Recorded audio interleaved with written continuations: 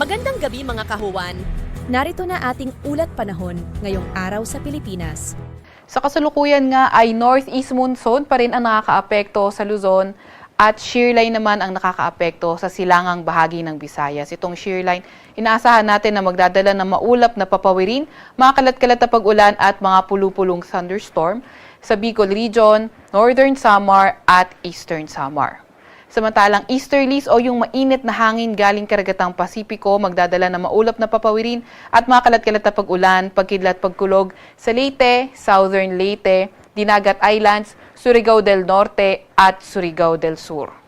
Northeast monsoon naman o amihan magdadala ng maulap na papawirin at may hinang pag-ulan sa Cagayan Valley, Aurora at Quezon. Mas magandang panahon sa nalalabing bahagi ng bansa kung saan sa Metro Manila at nalalabing bahagi ng Luzon may mga tsansa ng may hinang pag-ulan at sa nalalabing bahagi naman ng bansa may mga tsansa ng mga localized thunderstorms. Sa kasalukuyan, wala naman tayong namomonitor na low pressure area or bagyo sa loob or malapit sa ating Philippine Area of Responsibility.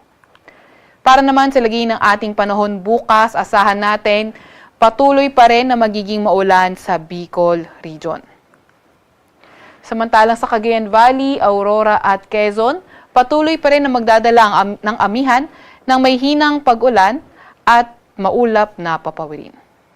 Mas magandang panahon sa nalalabing bahagi ng Luzon kung saan sa Palawan may mga tsansa lamang ng mga localized thunderstorms at sa Metro Manila at nalalabing bahagi ng Luzon may mga tsansa naman ng may hinang pag-ulan.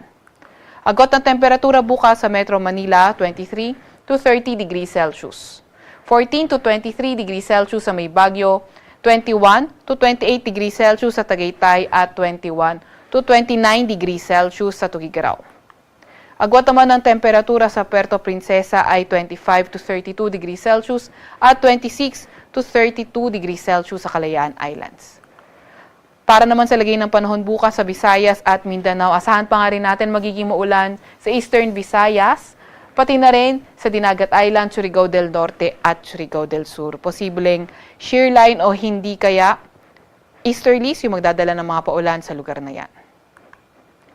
Para naman sa nalalabing bahagi ng Visayas at Mindanao, fair weather conditions pa rin at may mga tsansa ng mga localized thunderstorms. Agot ang temperatura sa Iloilo ay 24 to 32 degrees Celsius. 24 to 34 degrees Celsius rin naman sa may Zamboanga. Sa Cebu ay 26 to 32 degrees Celsius at sa Cagayan de Oro ay 23 to 31 degrees Celsius. Wala pa rin naman tayong nakataas na gale warning sa kahit na anong dagat baybayin ng ating bansa, pero ingat pa nga rin sa papalaot sa seaboards ng Northern at Central Luzon dahil magiging katamtaman hanggang sa maalon ang karagatan. Sa Kalakhang, Maynila, ang araw ay lulubog ng 5:50 ng gabi ng hapon at sisikat bukas ng 6:25 ng umaga.